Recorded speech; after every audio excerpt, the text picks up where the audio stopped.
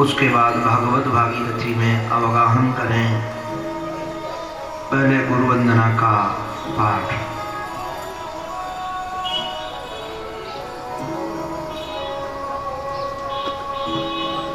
गुरु गोविंद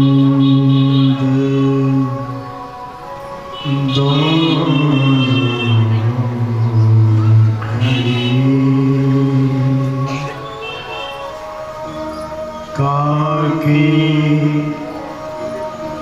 लागू पाए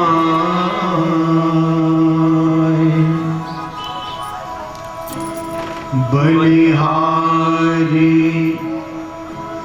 गुरु आपने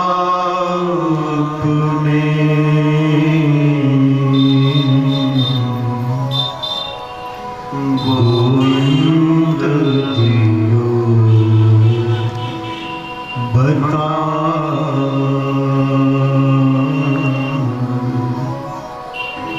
गोविंद दियो बता।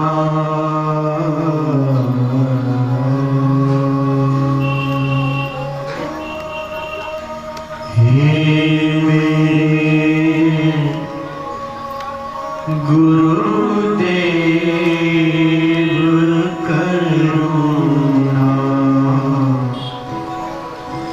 सिंधु करुणा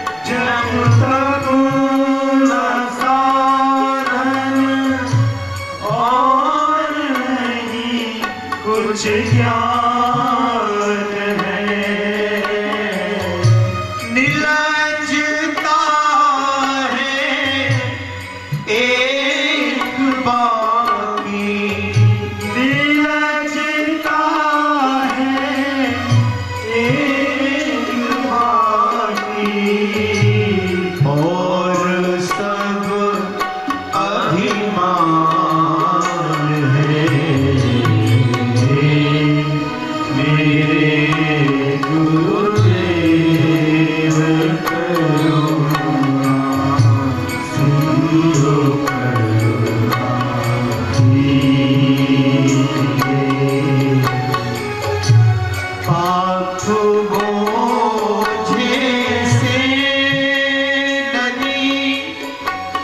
नैया भंवर में आ रही,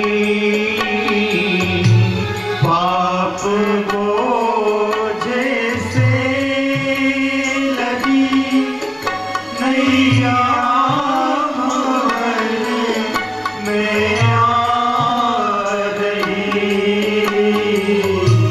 नाथ दौड़ो अब बचाओ, नाथ दौड़ो अब बचाओ, जल्द डूबी जा रही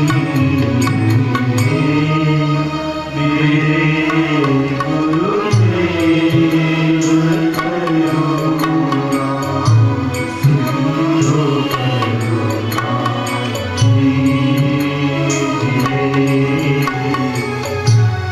आप भी यदि छोड़ देंगे फिर कहाँ जाऊंगा मैं। आप भी यदि छोड़ देंगे फिर कहाँ जाऊंगा मैं। जन्म दुख से नाभ कैसे, जन्म दुख से नाभ कैसे पार कर पाऊंगा मैं। मेरे गुरुदेव करुणा सिंधु करुणा कीजिए। सब जगह मंजुल भटक कर ली शरण अब आपकी। सब जगह मंजुल भटक कर ली शरण प्रभु आपकी। पार करना या न करना, पार करना या न करना, दोनों मर्जियां आपकी। मेरे गुरुदेव करुणा सिंधु करुणा कीजिए।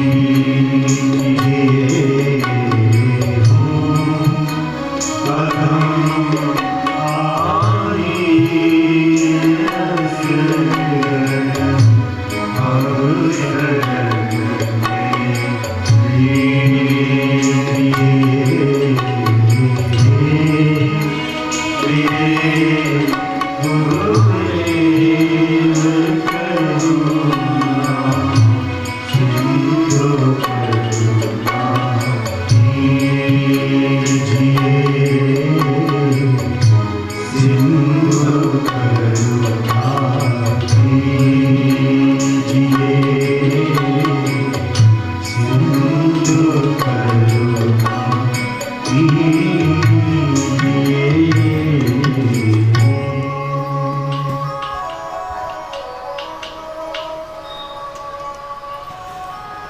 हे मेरे आराध्य देव,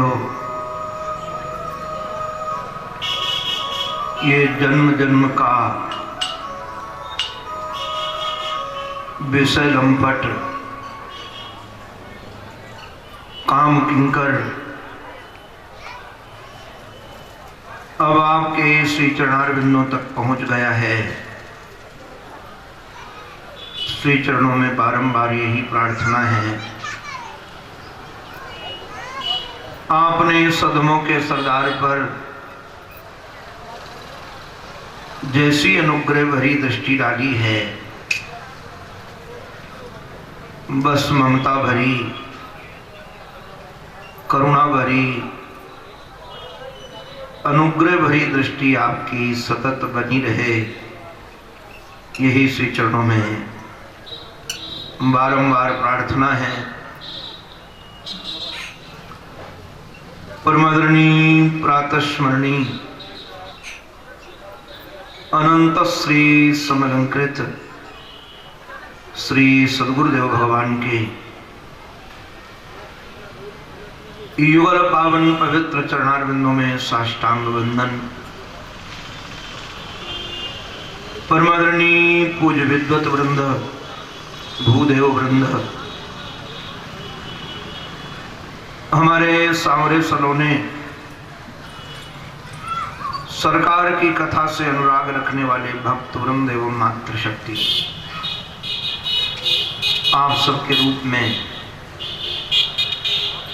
अपने जीवन धन की ही अनेकानेक आकृतियों का दीदार करता हुआ आप सबके भी पावन चरणों में बारंबार वंदन करता हूं। आओ हम सब मिलकर के विरक्त श्रोमणी श्री सुखदेव गुरुदेव के माध्यम से निर्झरित ज्ञान गंगा में, भक्ति गंगा में हम सब अवगाहन करें।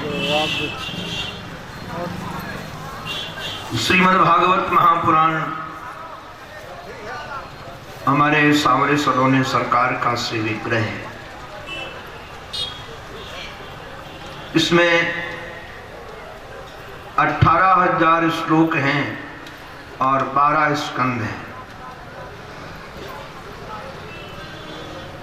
सर्ग, विसर्ग, मनवंतर, ईशानुकथा आदि के रूप में इसका वर्णन है। आचार्यों ने प्रथम स्कंद को अधिकारी स्कंद बताया है। इसमें श्रोता वक्ता के अधिकार का निरूपण है। 3 प्रकार के श्रोता और 3 प्रकार के वक्ताओं का ही निरूपण है, उत्तम, मध्यम और प्राकृत। उत्तम श्रोता वक्ता हमारे श्री सुखदेव और परीक्षित है। इनमें उत्तमता यही है कि आत्म कल्याण के लिए श्रीमद् भागवत कही जा रही है और सुनी जा रही है। मध्यम श्रोता वक्ता हैं हमारे वक्ता के रूप में श्री देवर्षि नारद और श्रोता के रूप में कृष्ण द्वैपायन, जिनका नाम वेदव्यास है। ये मध्यम इसलिए है कि इसमें लोक कल्याण की कामना है। और प्राकृत श्रोता वक्ता सूत शौनक हैं। ये सूत शौनक को प्राकृत इसलिए दिया गया है तो शौनक आदि महापुरुष हैं तो वेद वेदांग के जानकार, मनीषी, विद्वान, श्रोत स्मार्ट, कर्म करने में निष्णात। किंतु इन महापुरुषों का जीवन यज्ञ में लगा है और यज्ञ के फलस्वरूप स्वर्ग की अभिलाषा है। उसमें से समय बचता है, उस समय का सदुपयोग करने के लिए कथा सुनाई जाती है और सुनी जाती है। यहाँ सूत जी महाराज की जीविका है कथा सुनाना, उसी से अपना वह भरण पोषण करते हैं। और शौनक आदि महात्माओं का मुख्य उद्देश्य तो कथा नहीं है, यज्ञ है। मुख्य उद्देश्य न होने के कारण यह प्राकृत में स्वीकार किए गए। द्वितीय स्कंद को साधन लीला के रूप में स्वीकार किया गया है। इसमें साधन आप जानते ही हैं, साधन उसका नाम है जिसके माध्यम से हम साध्य तक पहुंच जाएं। ये द्वितीय स्कंद में है तो 10 अध्याय। 2 प्रकार के साधनों का वर्णन है, जिसमें सद्यो मुक्ति, क्रम मुक्ति का वर्णन है। इसी में चतुश्लोकी भागवत है। तृतीय स्कंद को सर्ग लीला माना गया है। सर्जनम सर्ग, इसमें से सृष्टि का वर्णन है, मानसिक सृष्टि का भी वर्णन है और शारीरिक सृष्टि का भी वर्णन है, मैथुनी सृष्टि का। नारद आदि ये मानसिक सृष्टि के संतान हैं और मैथुनी सृष्टि के संतान श्री मनु जी महाराज हैं। और मनु जी महाराज से होने वाली परंपरा है, जिसमें मनु जी महाराज के मैंने निवेदन किया था 3 बेटियां हुई थी, आकुति, देवहूति और प्रसूति। उसमें से देवहूति का विवाह महात्मा करदम के साथ हुआ, किंतु सचमुच में ये देवहूति परमात्मा को आहूत करने वाली देवी निकली। पितृभ्याम प्रस्तुते साध्वी पतिमिंगित को विदाह नित्यम परिचरत प्रीत्या भवानी इव भवम प्रभुम। ऐसे ढंग से इस देवी ने सेवा की, जिस सेवा से तेजी आंग समतोषयत, क्रोध का स्वभाव होने के कारण, तीव्र स्वभाव होने के बाद भी इस देवी ने अपने पति को रिझा लिया, कामक विमान प्राप्त किया, नंदनवन आदि का विहार किया, फिर 9 बेटियां उत्पन्न हुई। बाद में भगवान स्वयं उत्पन्न होकर के पिताजी को सन्यासी बना दिया। गच्छ कामम मया पृष्टो मयि संन्यस्त कर्मणा